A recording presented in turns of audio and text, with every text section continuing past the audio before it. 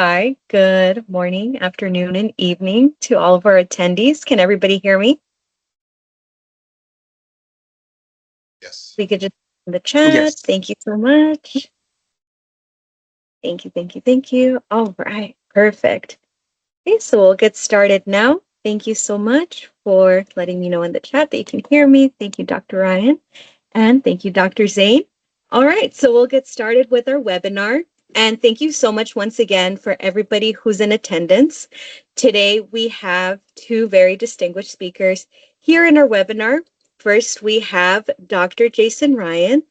Dr. Ryan is a cardiologist and an associate professor of medicine from the University of Connecticut. He received his MD and MPH from the University of Connecticut before completing his postdoctoral training at Harvard's Beth Israel Deaconess Medical Center in Boston. Dr. Ryan is also, in addition to being an excellent medical educator, Dr. Ryan is also the creator of the popular subscription service Boards and Beyond. Thank you so much, Dr. Ryan. We also have Dr. Thank you. And we also have Dr. Zainab Dean, a PGY2 and the founder of IMG Helping Hands. Thank you so much both for being here. I'll be starting off doing a quick chat with Dr. Ryan, and then I will be lending the virtual microphone over to Dr. Zane, if that's fine. Sounds good. All right. So how are you doing, Dr. Ryan? I'm great. Thank you for having me. It's really nice to be here. I always like to talk to people who use the Boards and Beyond videos because I know you guys use them, but I don't ever get to see you very much because it's recorded. So always a pleasure to be invited to do things like this. Yes, no, thank you. I'm so happy you're doing well. And I think it's very fun putting a face to the name, or in this case, a face to the voice, because it's something I hear very often through the Board and Beyond videos. So it's such a pleasure. But before going into the topic of Boards and Beyond, if we could maybe just scale it back a few couple of years into your medical education, what's something that inspired you to pursue your medical education to begin with?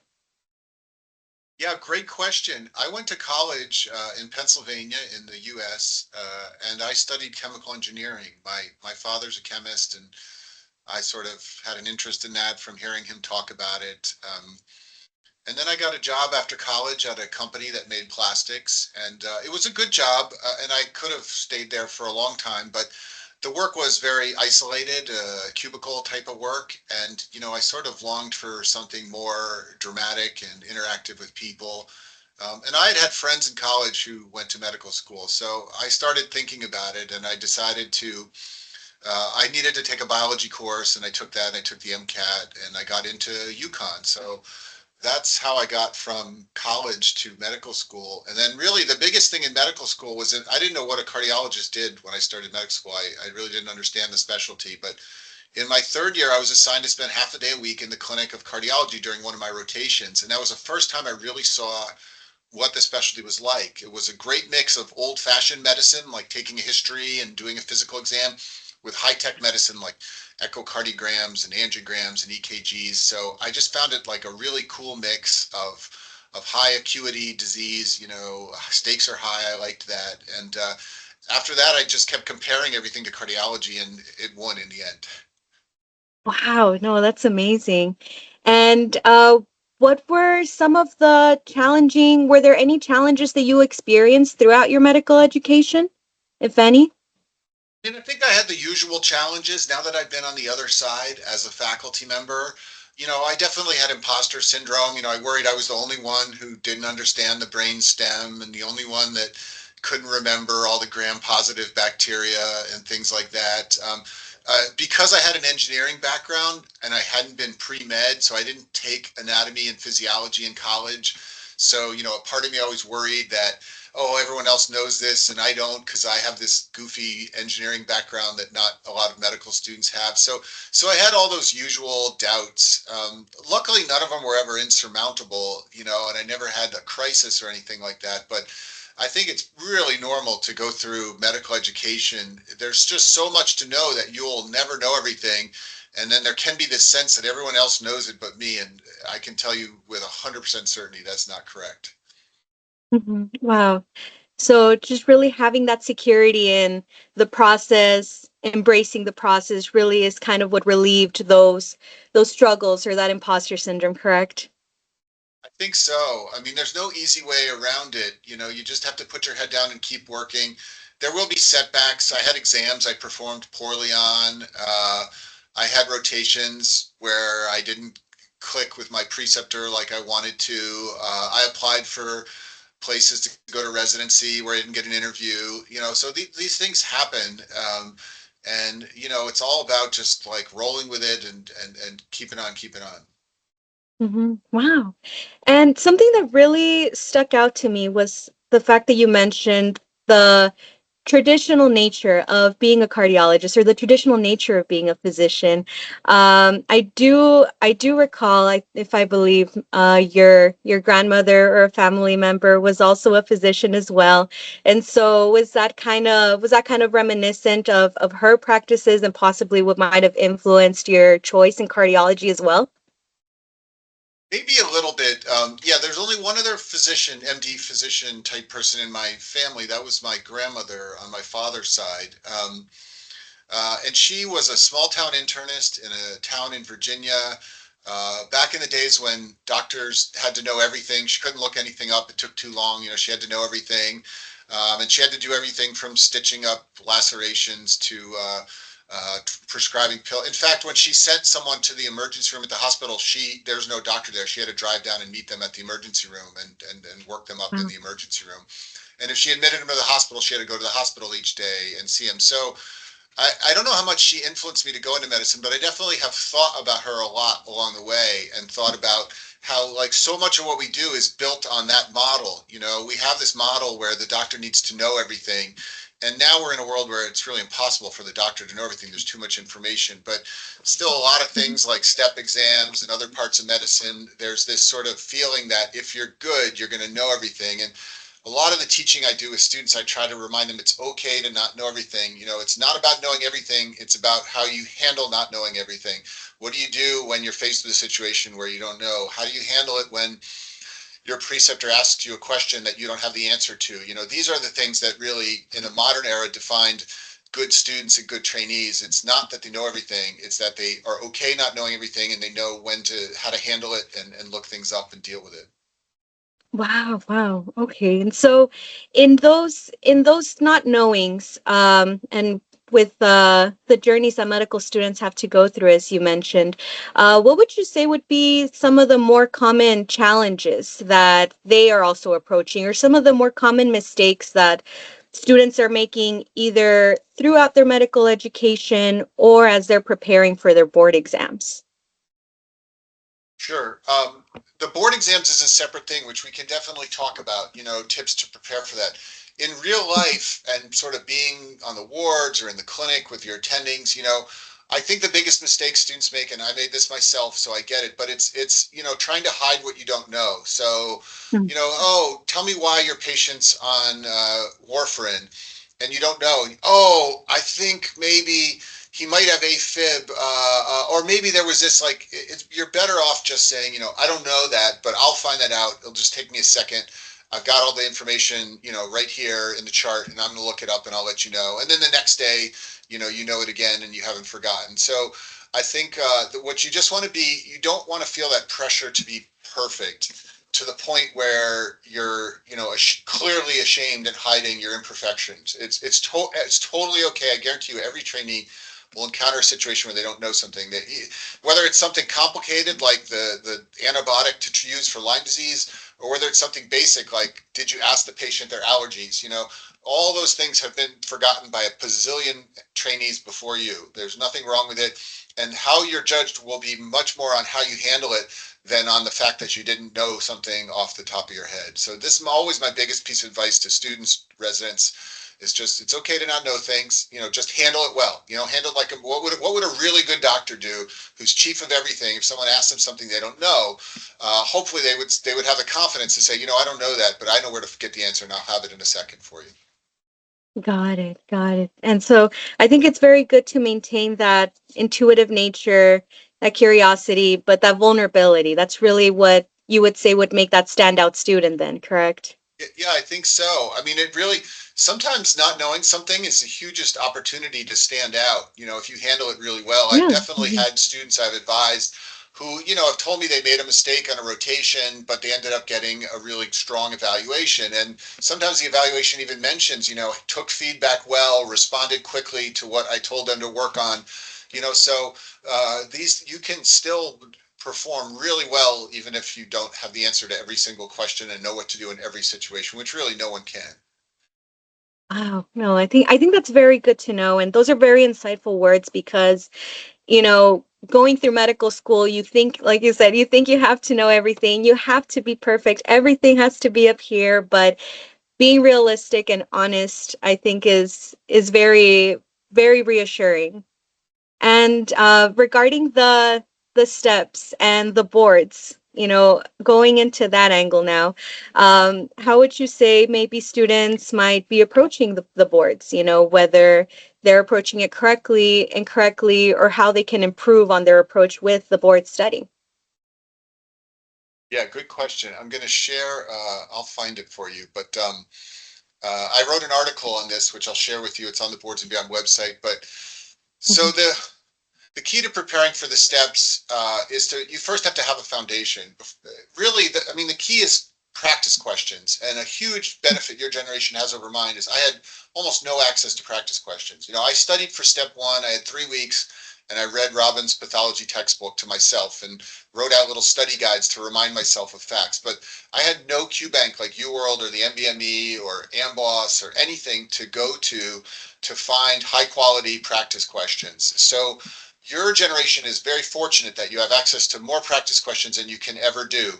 So you need to set yourself up to be in the right position and maximize the benefit of those questions. So if you get a question on, side effects of antipsychotic medications, and you have no idea what the antipsychotic drugs are or anything about their mechanism, that question is not going to help you. You're going to get it wrong. You're going to try to learn from the answer, but it won't really help you. So you have to somehow build a foundation going in. And that's what I made Boards and Beyond to do. You can watch the videos and you won't be ready to take step one or step two after those videos. You need to go practice questions, but you'll be ready to get the most you possibly can out of the questions. So build that foundation however works for you. Some students have a really good med school curriculum. It teaches them the foundation they need. So maybe they don't need videos because they had a great hematology section in med school. That's fine. If you had great rotations in your third year of med school and you learned everything you need to know about pediatrics from a great teacher, then maybe you don't need videos. You already have the foundation. You can go right to questions. But put yourself in that position to be able to understand the questions. And then really, probably the month or 2 months before the exam, you want to mostly be doing questions. Uh, some people try to do a lot of them. Some people do fewer questions, but they try to gain as much as they can. Both ways work. It doesn't really matter, I don't think, how many you go through. What matters is just that you're getting something out of every question that you answer. Wow. And would you say maybe that's what inspired you to create Boards and Beyond?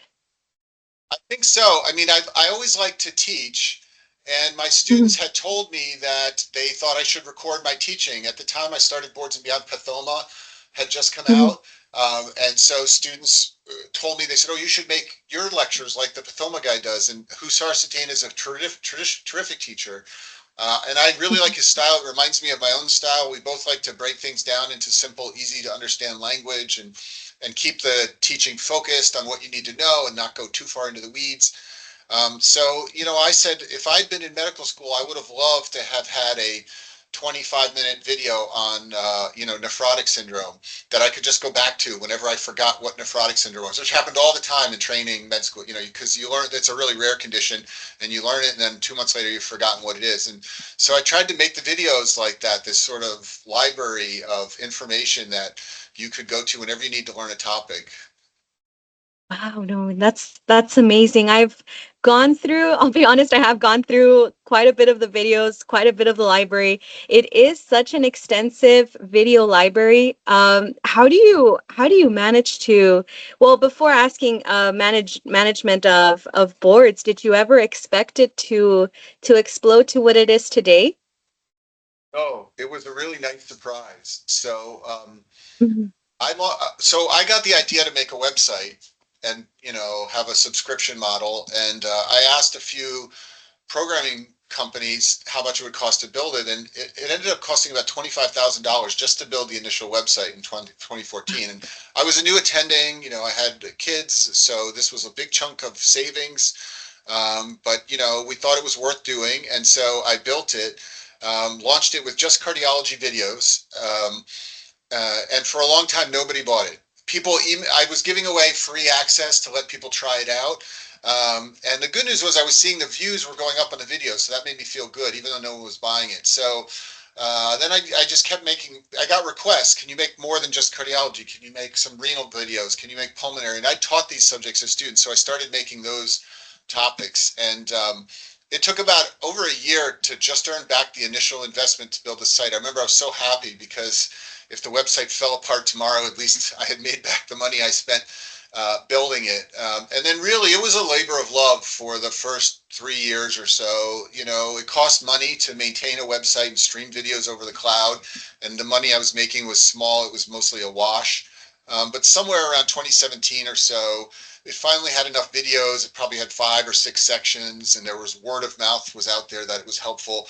And finally started seeing all these people subscribe. It was really amazing, and ended up blowing up even beyond what I ever thought it would.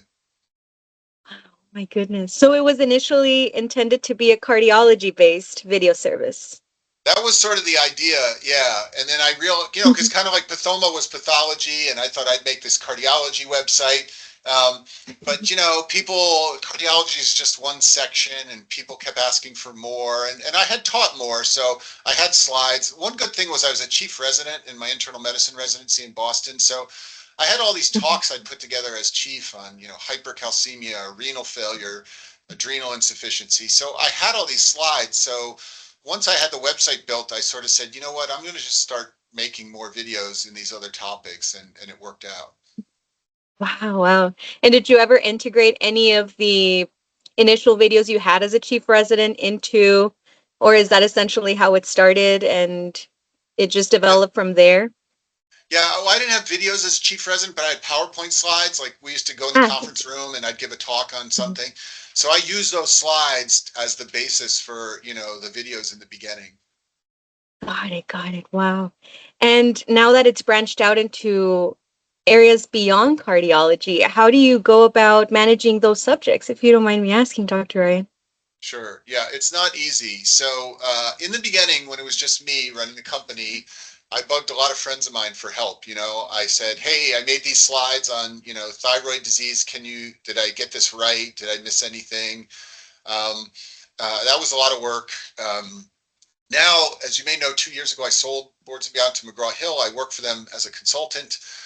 They have much more resources. And I was starting to hire people to help me before I sold it too. The company had gotten big enough. I had enough money to hire some people. So towards the end, I was hiring people to help me update slides and write practice questions and, sort of feed the information to me. And then I would be the narrator for it.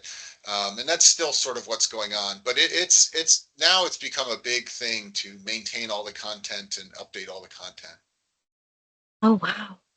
And now that, with this vast amount of knowledge, this extensive video library, nonetheless, with step changing to a pass fail rather than a numerical, do you think, would you suggest that maybe students modify their way of studying for the boards? Do you think maybe it has remained the same? What is really your opinion on that approach, Dr. Ray?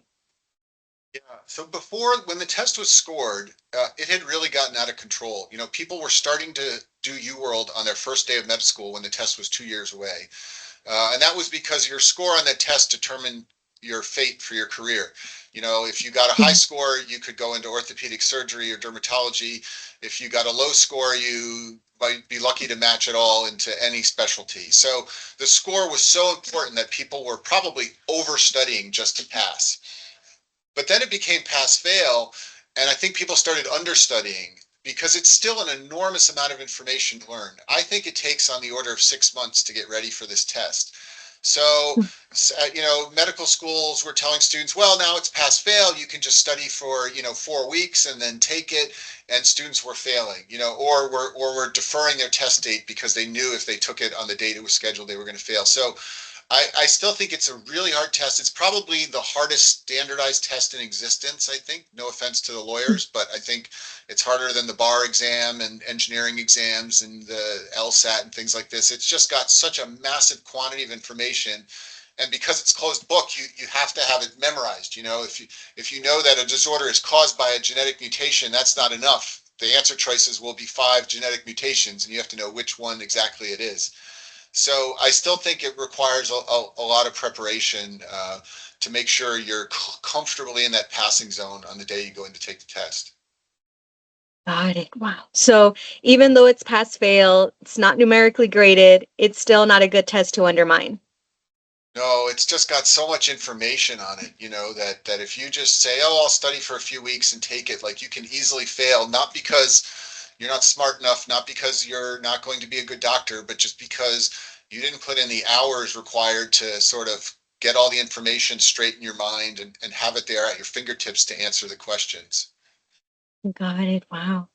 And so it's been quite a bit of evolution then, from the way medical education has evolved to the way the board exams and the way taking board exams has evolved. Do you see any changes with this continued evolution in medical education, in board exams? I guess just really in the way people are going to be evaluated later on. Yeah. See anything coming down the pike? Medical education is very resistant